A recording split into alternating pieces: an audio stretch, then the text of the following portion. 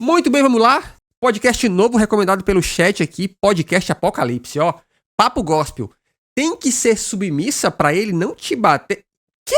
Vamos ver isso aqui. Como cristãs, aceita ser submissa aos seus líderes, pastores e patrão? Ela congregaria em uma igreja que não aceita pastoras? E qual a opinião delas? Posso começar? Muitas perguntas. Tá, é? Pode. O que significa opressão no dicionário? Opressão significa sujeição imposta pela autoridade, tá? Opressão significa sujeição imposta pela autoridade. Quando eu decido trabalhar, eu estou dentro de um organograma de uma empresa, tá? Agora, se eu sou obrigada a me sujeitar ao meu marido, isso é uma opressão, porque eu estou sendo obrigada a fazer isso. Eu acho que a gente Peraí, é um debate então, né? Então a galera pró e outra contra, é isso? precisa fazer leituras contextualizadas da Bíblia, tá? Assim como a gente precisa fazer leituras contextualizadas de qualquer tipo de literatura social, né? De movimentos sociais, porque todas as ciências evoluem, inclusive as ciências humanas.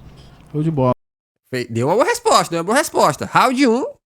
Responde aí, minha amiga, Ingrid Silveira. Ela falou o conceito de submissão no dicionário, só que isso aí é um contexto bíblico, né? A gente não está falando de submissão no contexto do que o mundo vê.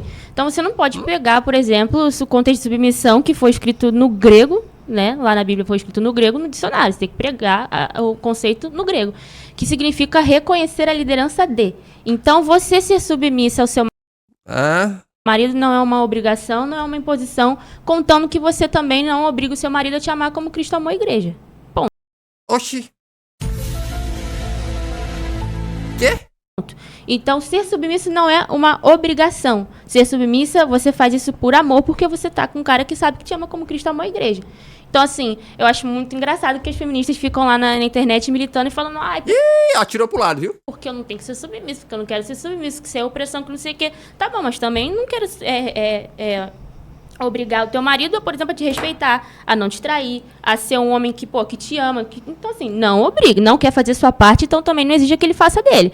Entendeu? Então, não tem nada de imposição. Isso é uma questão, uma ordem, né, que Deus deu tanto para a esposa quanto para o marido. Mas agora virou ordem?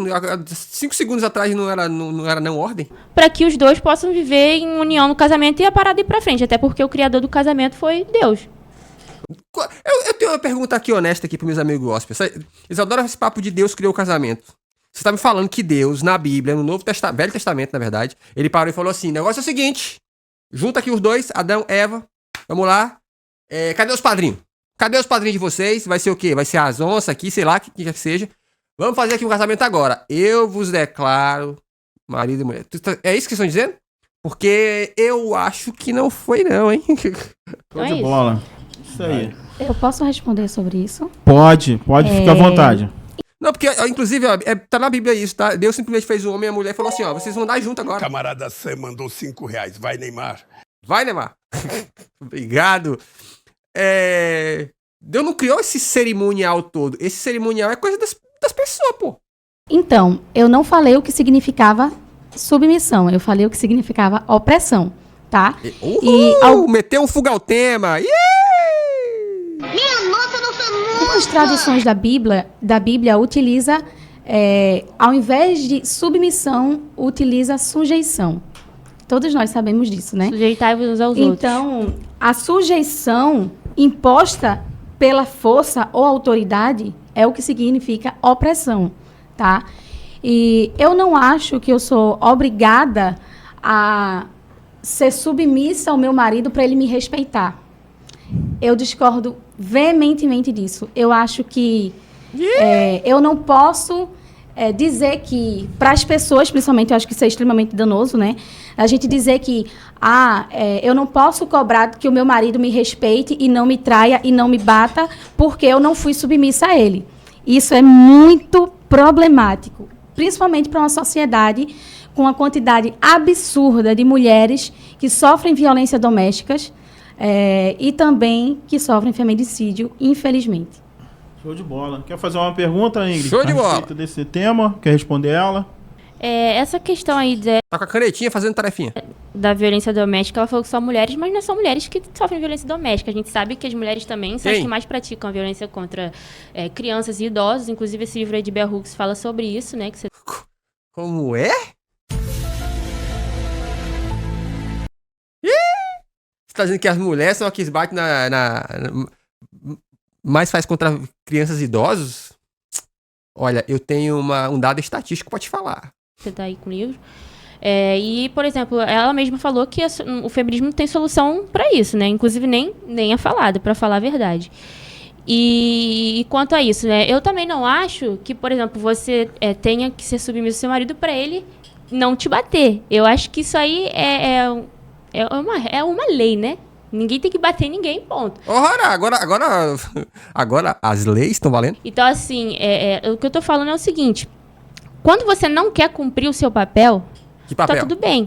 Mas você também não pode exigir que ele cumpra o dele. Só que eu só vejo, por Aí, eu perguntaria, mas qual é o papel da mulher e qual é o papel do homem? exemplo, feminista militando para que ela não seja feminista. Para feminista não, que ela não seja submissa. Ela fala, não tem que ser submissa, eu não quero ser submissa, ai, Deus me livre de ser submissa, não sei o quê. Mas nenhuma delas fala sobre o papel do homem, que é amar a sua esposa como Cristo amou a igreja e entregar a sua vida por ela. Mas eu te falo uma coisa, Ingrid. É porque para feministas não importa o papel do homem que tá na Bíblia, cara. Ó, esse é o grande erro que a gente vê acontecendo o tempo inteiro, que é o cristão, o crente, a gente tem até uma piada pra isso, que falar o crente não cristão, né? Porque o crente é essa figura caricata aí, que ele fica falando de regras que só servem e que só deveriam servir pra quem está debaixo da mesma fé que ele. Falar essas regras pra quem não é da sua fé é um absurdo, mano. Desculpa falar, esse é um grande absurdo.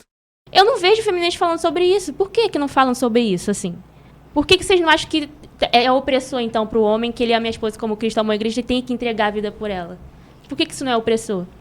Tá, primeiramente eu vou falar sobre Bell Hooks, tá? Como eu falei que todas as ciências evoluem, inclusive as ciências humanas. Bell Hooks é uma feminista da terceira onda, que ela trouxe várias autocríticas ao feminismo. Isso é incrível, tá? Não foi a única, mas ela é uma das que trouxe. E como é que você fala que feministas não falam sobre a violência de mulheres contra crianças e idosos se Bell Hooks, que era uma feminista, falou sobre isso? Não faz sentido, tá? E assim, de fato, existem mulheres que praticam violência doméstica e isso tá... Porra, aí, ó, aqui faltou uma Caroline Sardar. Por quê? Porque eu acho, assim, que às vezes esse tipo de debate tem que ter uma trocação franca. Sabe? Tem que falar assim, meu irmão, tu tá maluco? Dentro da Lei Maria da Penha, tá? Mãe que violenta seus filhos, também a Lei Maria da Penha abarca realmente esses casos. Então, de fato, o feminismo lutou para que a violência doméstica, em geral, ela seja extinta. Claro que a gente precisa lutar para que as... Fora que, de novo, quando a Ingrid aí fala que, olha, as mulheres também praticam violência doméstica, portanto, o feminismo falhou, né? Tipo assim, é como se criar leis que combatem o machismo fosse uma presunção de inocência pra todo mundo que não é homem, tá ligado? E não é assim que funciona, pô. Tá maluco? Não é porque a gente criou leis pra combater crime virtual que a partir de agora quem não tá na internet não comete mais crime, né? leis elas sejam cumpridas na prática de verdade, porque não é só a lei, a gente precisa lutar para que elas sejam cumpridas, né? Mas, de fato, esse aí é o primeiro ponto. O segundo ponto foi a pergunta que você fez, que foi porque as mulheres... Como é que é, Choco? Aqui em casa é assim, ó. A mulher tem que se ajoelhar pra falar comigo. Ela sempre reclama. Sempre diz pra eu sair debaixo da cama. Mulheres não falam sobre feministas não falam sobre o homem amar as mulheres tem que como se entregar Cristo amou. a vida por ela. E, tipo assim, por que isso não é considerado uma opressão por vocês? A opressão é só do nosso lado. Você tem que ser submissa, então eu sou oprimida. Mas aí, Ingrid, deixa eu te falar uma coisa. Quem foi que falou pro homem que ele tem que amar sua esposa como Cristo amou a igreja a ponto de se sacrificar por ela? Quem foi que disse, Ingrid? Essa é uma pergunta que eu te faço. Foi uma mulher? Ou foi um outro homem? Apóstolo Paulinho da Viola? Quem, Ingrid? Quem? E se os apóstolos, segundo a Bíblia e segundo os cristãos, são inspirados pelo Espírito Santo, que é Deus, então foi Deus que oprimiu os homens, Ingrid? A ficha não tá caindo, hein? Mas o homem entregar a vida pela esposa, vocês não falam nada sobre isso. O que eu não acho que não há opressão de ambas as partes, mas eu quero entender o ponto de vista de vocês, feministas. Tá. Então, quando a gente fala sobre opressão, a gente fala de todo um contexto histórico até os dias de hoje, tá? As mulheres na Bíblia... gente, a gente sabe que a Bíblia, né, principalmente o Velho Testamento, é pior do que Game of Thrones. A gente estava até conversando sobre isso antes. Tem muita coisa muito estranha que tá lá. E aí, assim, quando a gente fala sobre isso, sobre essa opressão, eu estou falando de Gênesis, até escrevi aqui, ó, Gênesis 19, Ló, por exemplo, ele estava lá em Sodoma, vivendo sua vidinha, e aí chegaram os anjos lá, dizendo, olha, Ló, tu tem que sair daí, porque Sodoma e Gomorra vai ser destruída, e Deus viu graça na tua família, porque tua família é justa, e a gente quer que tu saia daí. E aí, o que acontece? Sodomitas chegaram lá, dizendo para Ló trazer os homens muito formosos que estavam lá, para eles fazerem, vocês sabem o quê. E aí, o que acontece? Ele disse, Ló falou, tá? Não, meus amigos, não façam isso. Eu tenho 2 filhas virgens. Levem, façam o que vocês quiserem com elas. Não façam nada com eles, porque eles estão sob minha proteção, debaixo do meu teto. Isso está na Bíblia, em Gênesis capítulo 19. Isso é verdade. E se você seguir ainda a história até o final, você vai ver que as filhas de Ló, elas... Todo homem fica submisso à sua mulher quando ela faz a borboleta paraguaia. Quê? Embebedaram Ló e, no final, tiveram relações com ele para poder engravidar. Vê a pressão social daquela época. Elas fizeram isso Exato. com ele. Pressão social. Então, assim... De fato, existia opressão e ainda existe opressão das mulheres hoje. Existe também toda uma pressão social, entendeu? Para que as mulheres cumpram um papel, para que elas gerem, entendeu? Gente, ó, e esse negócio da pressão social é tão forte que tem uma história na Bíblia muito doida, tá? Eu não vou lembrar especificamente agora os detalhes, mas vem aí a minha skin gospel, eu vou lembrar de todos esses detalhes no futuro próximo. Que é o seguinte, de um cara que ele foi pra guerra e ele fez um voto com Deus. Que o voto seria, se ele ganhasse a guerra, quando ele voltasse pra casa, a primeira pessoa que ele visse, ele ia sacrificar. Claramente aparece a filha dele, piriri pororó. Mas aí aparece um profeta que fala pra ele assim, ô meu amigo, tu é burro? Pô, que porra de voto é esse, irmão? Tu não pensa não? Então assim, às vezes, tentam nos fazer acreditar que todas as figuras da Bíblia eram inteligentíssimos. Eles não eram, e eles eram inclusive criticados por sua burrice muitas vezes, tá? O que acontecia é que Deus, do Velho Testamento, ficava só olhando e falando assim, lá vai mais um, lá vai mais outro.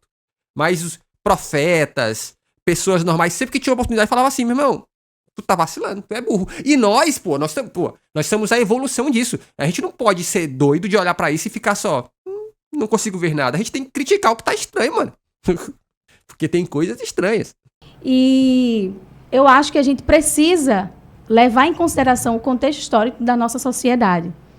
Em todos, eu falei esse exemplo aqui, tem vários outros, por exemplo, Abraão e Sara, que pegaram H, que era uma escrava, e ninguém sabe qual era a opinião de H, apesar de a gente já presumir, porque ela era uma escrava. Exatamente. E Abraão, o idoso, se deitou com ela e teve um filho com ela, e ela depois fugiu com essa criança, achando que ela ia morrer. Sim. Então, existia opressão e ainda existe opressão contra as mulheres. E a pergunta...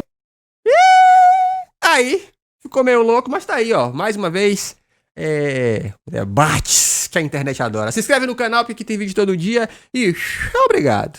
Sou Blue Pill.